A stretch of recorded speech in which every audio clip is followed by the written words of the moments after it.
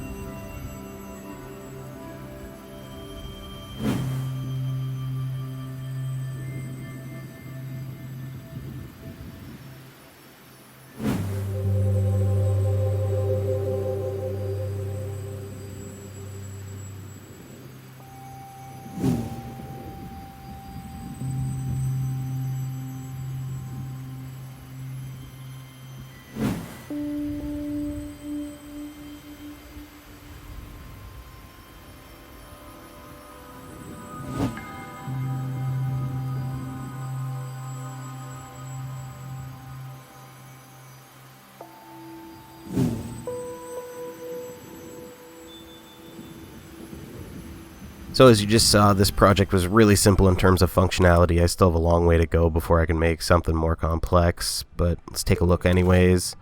As soon as you zoom out, you can see that there's a lot of trickery going on. For scenes like this, you have a lot of freedom. You really only have to worry about the perspectives of your actual cameras.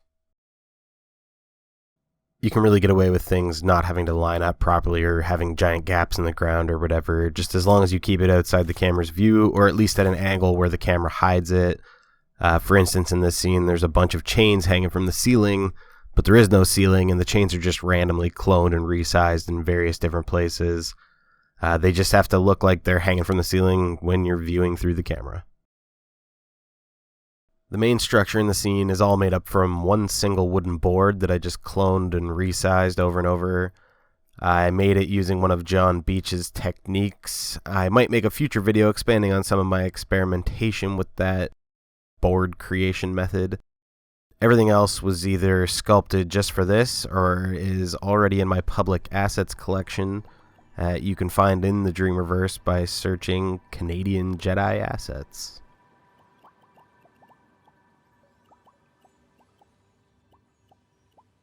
As far as the logic goes in this scene, there isn't really much.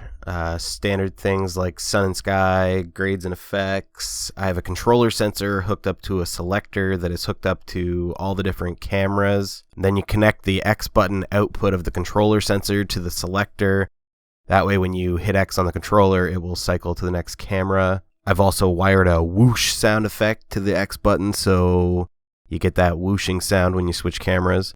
The rest is just background sound effects and the procedural Zen music, and a single text tool creating the on-screen text instructions.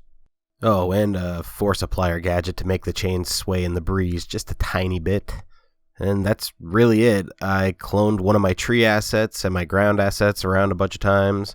I threw a glowing orb up as the moon, and I animated some glowing paint flecks for a bit more atmosphere. This is a really fun way to build scenes when you're just learning. It's also a really fun way to show off some of your sculpts when you aren't quite ready to make a full-on game. Hopefully this was in-depth enough to help you out if you're just learning. I didn't want to do a full-on tutorial, just give you an idea and maybe inspire you to try something like this out. If you do, I'd love to see it. You can send it to me in dreams. I'm Canadian__Jedi, or go ahead and send it to me on Twitter at CanadianJediYT. I appreciate all the positivity and support lately from the Dreams community. Feel free to hit me up in the comments or wherever. I love to talk dreams. All I want to do is talk about dreams.